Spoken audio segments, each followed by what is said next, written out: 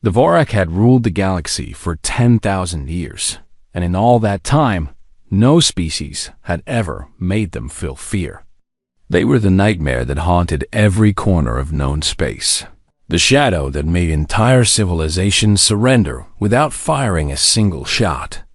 High Commander Dexal stood on the bridge of his flagship, the Eternal Conquest, and watched the stars drift past the massive observation window. His obsidian exoskeleton gleamed under the dim red lights that the Vorak preferred, and the venomous spines along his spine rippled with anticipation as he reviewed the data on his console. "What do we know about these creatures?" he asked his subordinate war leader Krixvon, who stood at attention nearby. "They call themselves humans." "Aye, Commander," Krixvon replied, his mandibles clicking as he spoke. "They are a young species, barely a few thousand years into their civilization. They have soft flesh, no natural armor, no claws or fangs worth mentioning. Their bodies are fragile, and they die easily from wounds that would barely scratch up." Vorak warrior Dexal made a sound that passed for laughter among his kind. It was a harsh clicking noise that echoed through the bridge and made the other officers shift nervously at their stations. "And the Galactic Council fears these weaklings?" he asked with clear amusement in his voice. "The Council has requested that we leave the humans alone, High Commander. Ambassador Velshan of the Karethi sent a formal petition begging us to avoid contact with them." "Begging?" Deshal turned to face his subordinate fully. "The Council begs us to spare a species of soft-skinned prey animals. What possible reason could they have?" Krixman hesitated before answering. "The ambassador said that something about the humans feels wrong, High Commander." She could not explain it better than that. "The Council species have observed humans from a distance for several decades now, and they all agree that these creatures are different somehow." "Different." Dexal repeated the word with contempt. "The Council calls everything different that they do not understand. They are cowards who tremble at shadows. We are Vorak, and we have never met a species we could not conquer." He turned back to the window and stared out at the distant stars. Somewhere out there, on a small colony world called Kepler 442b, 40,000 humans lived their simple lives without any idea that death was coming for them. They had named their little settlement New Geneva, and they spent their days mining ore and building homes and raising their young. They had no idea that the most feared species in the galaxy had turned its attention toward them. "How many ships do we have in the subjugation fleet?" Dexal asked. 12 warships, High Commander, along with 50 transport vessels carrying 20,000 ground troops. It is more than enough to crush a single colony. It is more than enough to crush a dozen colonies. Dexal corrected him. "But we will make an example of these humans. We will show the Council what happens to species that catch our interest. Prepare the fleet for immediate departure." Krixvon saluted in the Vorak fashion, crossing both arms over his chest. "It will be done, High Commander." "Shall I inform the Council of our intentions?" "No," Dexal said with another harsh laugh. "Let them learn of it when we broadcast to humans screaming for mercy. Let them see what their petitions and warnings are worth against Vorak steel." The fleet departed 3 days later, a massive armada of dark ships cutting through space like predators hunting prey. The Vorak soldiers on board spent the journey sharpening their weapons and practicing combat drills, eager for the slaughter to come. None of them doubted that victory would be swift and total. How could it be otherwise when they faced creatures made of nothing but soft meat and thin bone? Meanwhile, on New Geneva, Colonel Yuki Tanaka stood outside the colony's main administrative building and watched the sun set over the mountains in the distance. She was a small woman with short black hair and sharp eyes that missed nothing. And she had served in 3 different conflicts back on Earth before accepting the position of security chief for this distant colony. She had hoped that her days of fighting were behind her. She had hoped to spend the rest of her career dealing with minor disputes and training Local militia members who would never see real combat. But 2 hours ago, the colony's long-range sensors had detected something that made her blood run cold. A fleet of alien warships was approaching, and they matched no known profile in the database. They were not traders or explorers or diplomatic vessels. They were warships, and they were heading straight for New Geneva, Colonel Tanaka. A voice called from behind her, and she turned to see her second-in-command, Lieutenant Chun, jogging toward her with a tablet in his hands. "We have finished analyzing the sensor data. The ships match descriptions from old Galactic Council broadcasts. They are Vorak." Tanaka felt her stomach drop. She had heard stories about the Vorak during her years of service. Every soldier in the Earth Defense Force had heard the stories. They were supposed to be unstoppable, invincible, a force of nature that crushed everything in its path. "How long until they arrive?" she asked, keeping her voice steady through sheer force of will. 6 days, Colonel. 6 days. 6 days to prepare 40,000 civilians for an invasion by the most feared species in the galaxy. 6 days to organize defenses against an enemy that had never been defeated. Tanaka took a deep breath and let it out slowly. Then she turned to face Lieutenant Chun with fire burning in her eyes. "Get me the mining foreman," she said.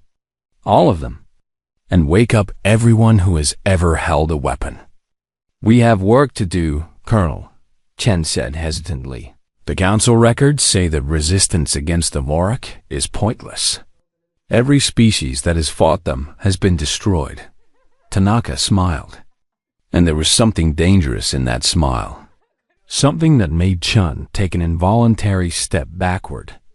"And I guess we will have to be the first species that does not get destroyed," she said. "The Vorak have never fought humans before. They have no idea what they are walking into." She turned and walked toward the administrative building with purpose in every step. Behind her, Lieutenant Chen stared for a moment before hurrying to catch up. The sun finished setting over the mountains, and darkness fell over New Geneva. But in that darkness, lights began to flicker on across the colony. As people woke and gathered and prepared for the fight of their lives, the Vorak were coming. They expected easy prey and quick victory. They had no idea that they had just made the worst mistake in their long and bloody history. The Vorak fleet entered orbit around Kepler 442b on the 7th day, and High Commander Dexal looked down at the small colony with contempt burning in his 4 eyes. From space, New Geneva looked pitiful.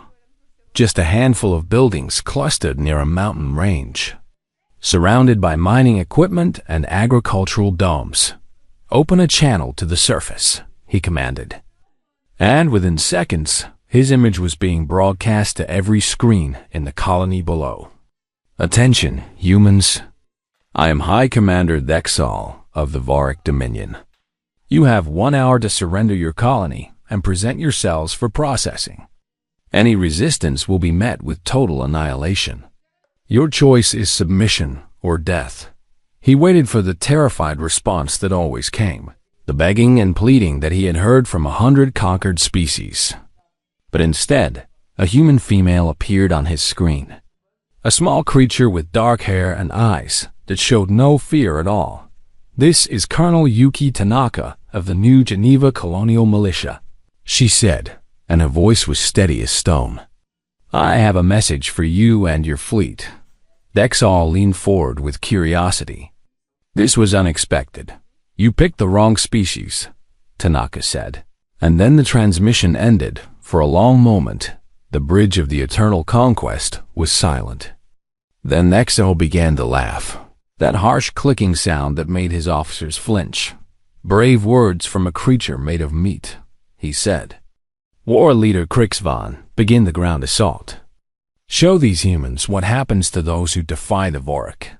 The dropships launched within the hour, 50 vessels carrying thousands of Vorak warriors down to the planet's surface. They expected to find civilians cowering in their homes. Easy targets for slaughter and capture instead. They found hell waiting for them. The first wave of dropships landed near the main settlement, and the Vorak troops poured out with weapons ready. But the buildings were empty, the streets deserted. There was no one to kill, no one to capture. Where are they? One warrior asked, scanning the area with his sensors. The answer came in the form of an explosion that tore through the landing zone. The humans had buried mine charges beneath the dirt, and now those charges detonated in a chain reaction that consumed 3 dropships and 200 warriors in the first 10 seconds of the invasion. From the mountains surrounding the colony, weapons began to fire.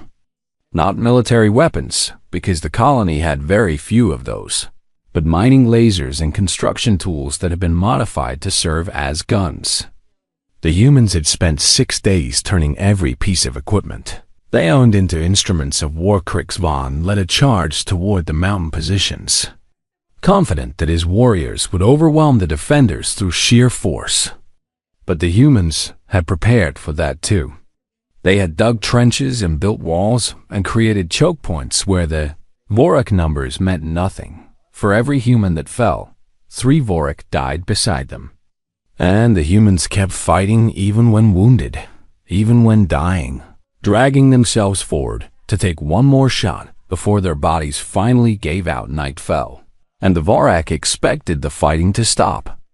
Every species they had conquered preferred to fight in daylight, when they could see their enemies clearly. But the humans attacked in the darkness, using the shadows as weapons, striking from places the Vorak never expected. By morning, Krixvan had lost 500 warriors and gained nothing. The humans still held their positions, still defied the Dominion, still refused to surrender. "This is impossible," Krixvan reported to High Commander Dexal. "These creatures fight like nothing we have ever seen. They do not retreat when outnumbered. They do not surrender when wounded. They keep fighting until their hearts stop beating, then make their hearts stop beating faster." Dexal growled. "Send more troops. Bomb their positions from orbit. I want this colony crushed by sunset." But the orbital bombardment achieved nothing. The humans had moved their civilians into deep mountain bunkers that the bombs could not reach. And when more troops landed, more traps were waiting for them. Weeks passed, then months. The siege of New Geneva became a nightmare that the Vorak could not wake from. Colonel Tanaka led her people with brilliance and fury. She organized raids on Vorak supply lines, stealing weapons and food and medicine. She trained civilians to fight like soldiers, turning farmers and miners into warriors who made the invaders pay for every meter of ground. And then something even more terrifying happened. Human scientists began to study the Vorak technology they had captured, and within weeks, they understood it. Within months, they had improved it. The first human-made plasma rifle was crude and ugly, assembled from salvaged parts in a cave workshop. But it worked, and soon there were dozens more, then hundreds. The humans were not just fighting the Vorak anymore. They were learning from them, adapting, growing stronger. But the greatest weapon the humans discovered was not a gun or a bomb. It was a frequency. The Vorak shared a hive mind, a psychic connection that let them coordinate their actions instantly. It was their greatest advantage in battle, the secret to their 10,000 years of victory. But the humans found the signal that carried their thoughts, and they learned to disrupt it. The first time the jammers activated, an entire Vorak battalion froze in confusion. For the first time in their lives, the warriors could not hear each other, could not coordinate, could not think as one. They stood paralyzed while human soldiers cut them down. Krixvan barely survived that battle. He fled back to orbit with the remnants of his force and reported to Dexal with terror in his voice. "We need reinforcements. High Commander, we cannot defeat them with the forces we have."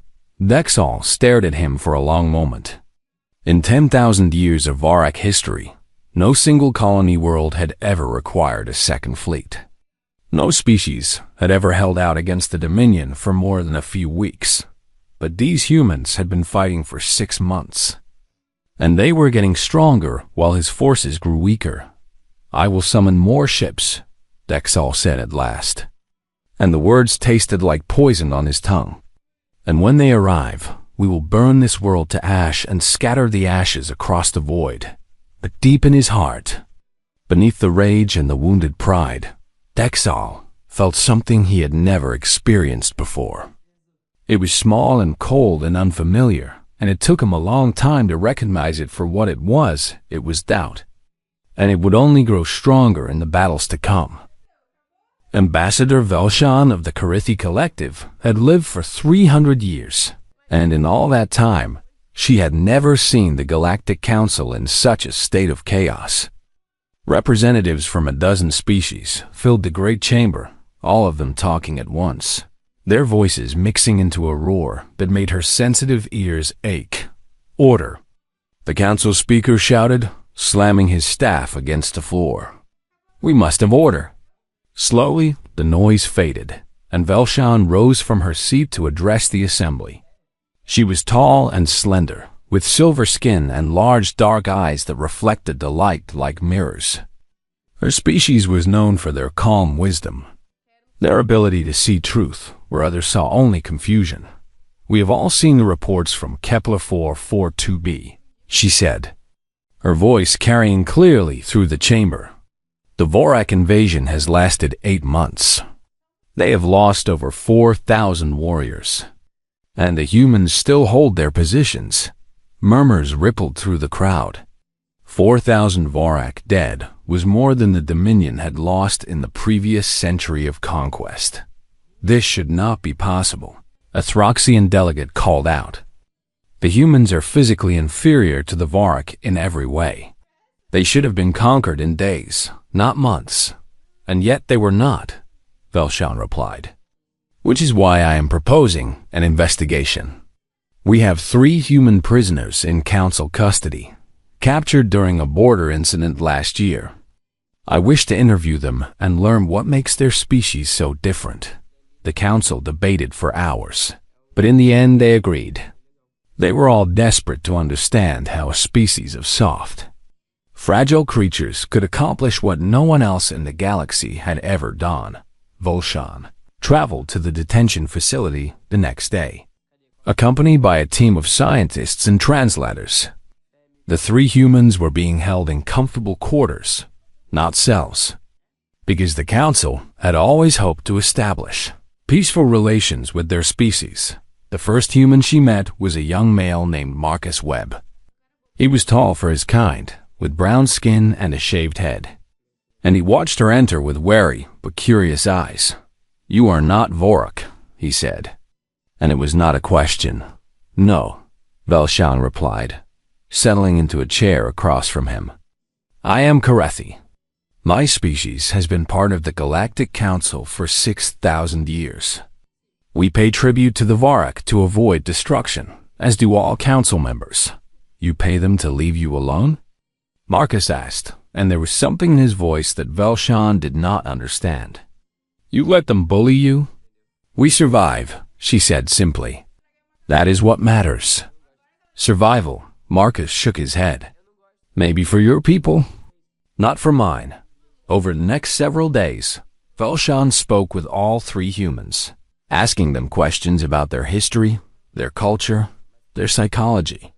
She learned about their wars, their heroes, their greatest triumphs and darkest failures. And with each conversation, her confusion deepened into something approaching awe. "Tell me about this concept," she said to Marcus during one session, pointing to a word in her notes. "You call it sacrifice. What does it mean?" "It means giving up something precious for someone else," Marcus explained. "Sometimes it means giving up your life so that others can live. But that is irrational," Velshan protested. "If you die, you gain nothing. You lose everything." "Maybe," Marcus said, "but the people you save gain everything. And sometimes that matters more than what happens to you." Velshan stared at him in silence. No species in the galaxy thought this way. When a Karethi calculated the odds of survival, they always prioritized their own existence.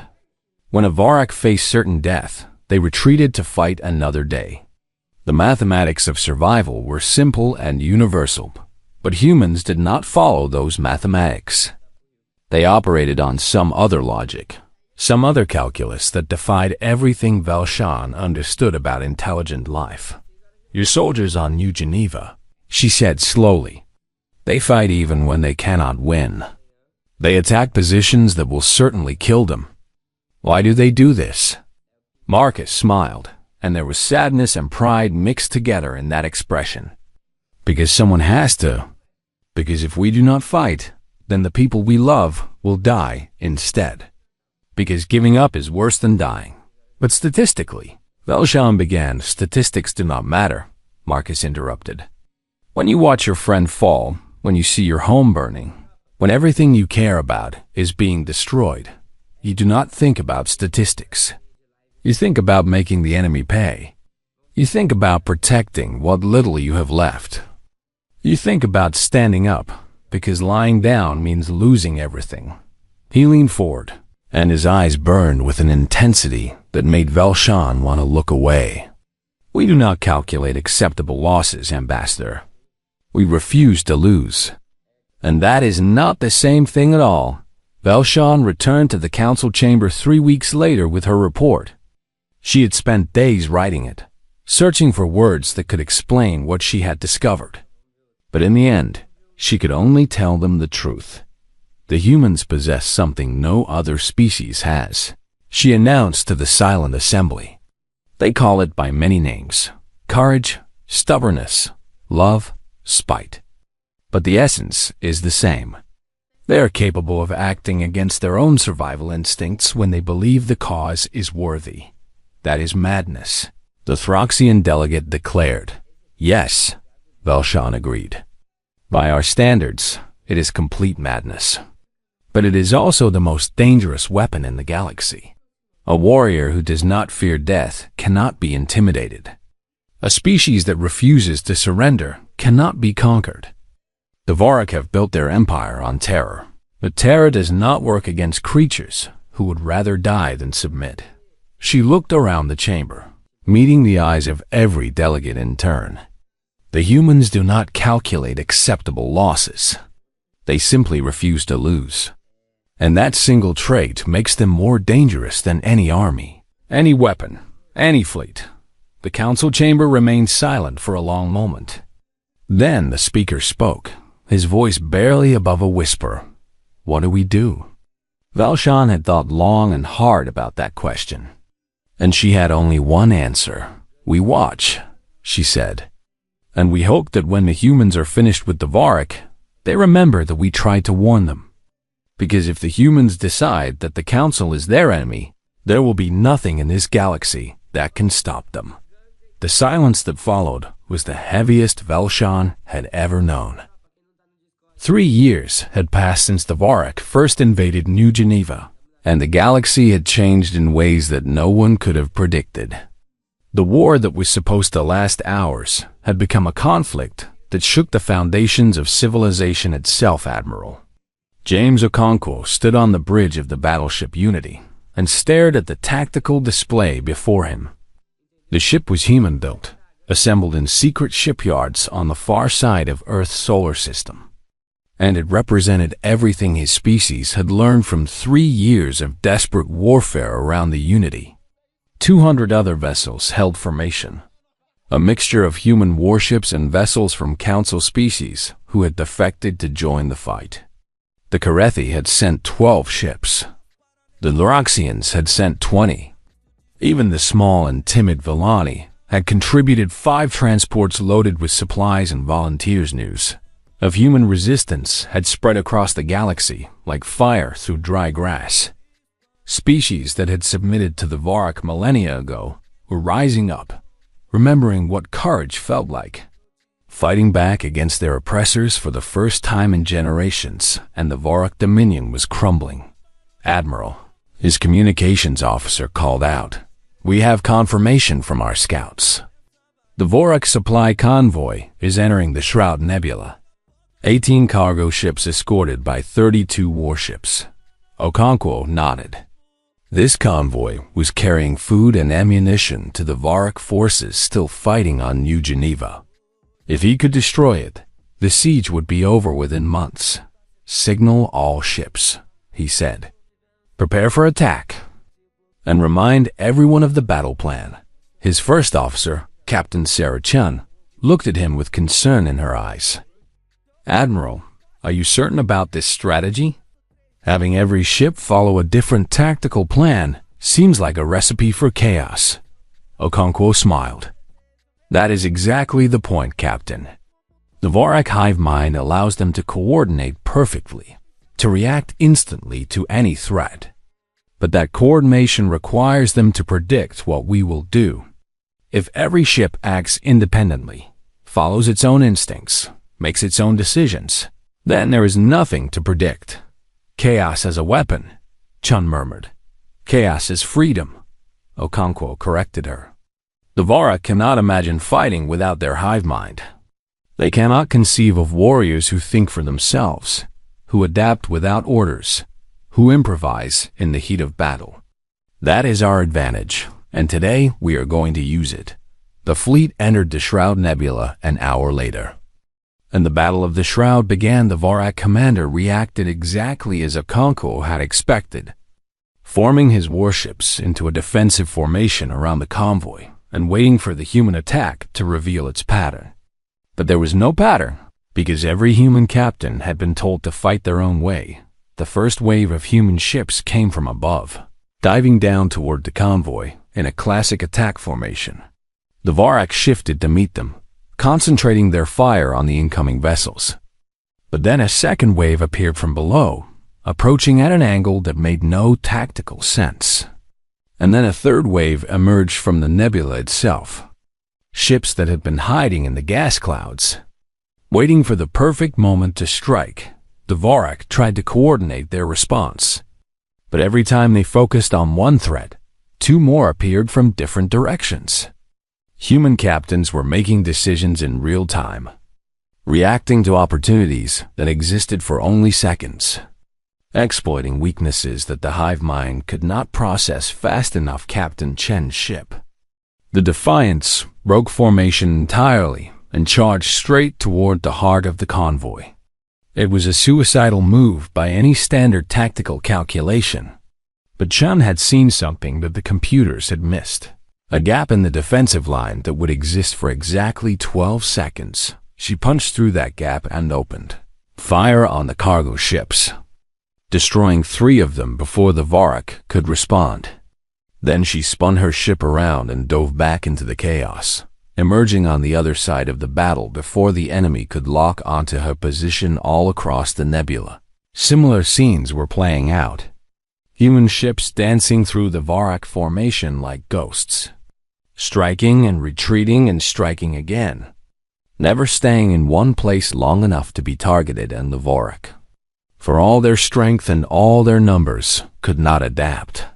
Their hive mind was designed for coordination, not creativity. It could execute complex maneuvers with perfect precision, but it could not handle an enemy that refused to behave predictably. 2 hours into the battle, the Varak commander made a decision that had not been made in 10,000 years of Dominion history. He ordered a retreat. High Commander Thexaw received the news aboard his flagship, and for a long moment, he simply stared at the report in disbelief. A Varak fleet retreating from battle. It was impossible. It was unthinkable. It was happening. How? He whispered. How are they doing this? But deep down, he already knew the answer.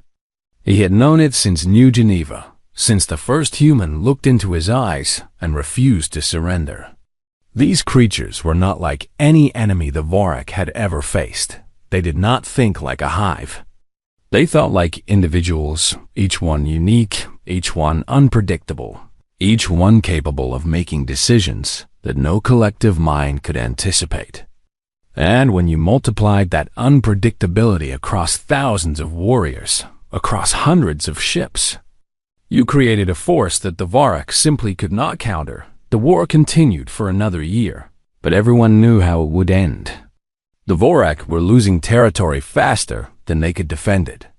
Their subject species were rebelling across 1,000 worlds.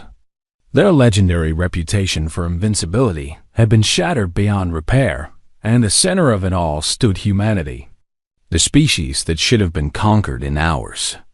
The prey animals that had become the most feared predators in the galaxy. Admiral Okonkwo led his fleet from victory to victory, but he took no pleasure in the killing. Every night, he reviewed the casualty reports and mourned the lives lost on both sides. He had not started this war, but he was determined to end it in a way that would not shame the memory of those who had died. "We have to offer them peace," he told his officers after the Battle of the Crimson Gate, where the last major Vorak fleet had been destroyed. "We have to show the galaxy that we are not just better warriors than the Vorak. We are better people." "They would not show us mercy," Captain Chun pointed out. "No," Okonkwo agreed. "But we are not them. And if we become them, then we have already lost the thing that makes us human." He sat down at his desk and began to compose the message that would be broadcast across the galaxy. An offer of peace, of coexistence, of a future where no species had to live in fear. The Vorak would have to choose: accept the terms or face total destruction, and James Okonkwo prayed that they would choose wisely. The space station hung in the void between stars, a neutral ground where enemies could meet without fear of ambush. It had been built by the Galactic Council centuries ago for exactly this purpose, though it had never been used until now. High Commander Dexal walked through the corridor toward the meeting chamber, and every step felt heavier than the last. His exoskeleton, which had always seemed like impenetrable armor, now felt like a prison weighing him down. For the first time in his long life, he was walking toward defeat. The chamber doors opened, and he saw Admiral James Okonkwo waiting inside. The human stood near the observation window, gazing out at the stars with a calm expression on his face. He turned as Dexal entered and offered a small nod of acknowledgement. "High Commander," he said. "Thank you for coming." Dexal studied his enemy with all four eyes. Okonkwo was not physically impressive by any standard. He was shorter than most humans, with gray hair and lines on his face that spoke of age and weariness. His body was soft and fragile, easy to break with a single blow, and yet this man had destroyed the greatest military force in galactic history. "You offered peace," Dexal said, his voice harsh and bitter. "I am here to discuss your terms." "Not my terms," Okonkwo replied. "Our terms? This peace must work for everyone, or it will not last." They sat across from each other at a simple table, and for the next several hours they negotiated. Boundaries were drawn, trade agreements were discussed, reparations were arranged for the species the Vorak had oppressed. It was tedious work, the kind of work that warriors despised, but both of them understood that it was necessary. Finally, when the major points had been settled, Dexal leaned back in his chair and asked the question that had been burning in his mind for 5 years. "Why?" he demanded. "You had us beaten. Your fleets were approaching our homeworld. You could have destroyed us completely, wiped our species from existence. Why did you offer peace instead?" Okonkwo was silent for a long moment before answering. "Because we have been the monster before," he said quietly. "In our history, we have committed terrible crimes against each other. Wars, genocides, atrocities that still haunt us. We know what it means to be the destroyer, and we did not like what we saw when we looked in the mirror." "You spared us out of guilt?" Dexal asked, incredulous. "We spared you because destroying you would have made us into something we do not want to be," Okonkwo replied. "Victory means nothing if you lose yourself in the process. We fought this war to survive, not to become the new tyrants of the galaxy." Dexal shook his head, his mandibles clicking in confusion. "I do not understand you," he admitted.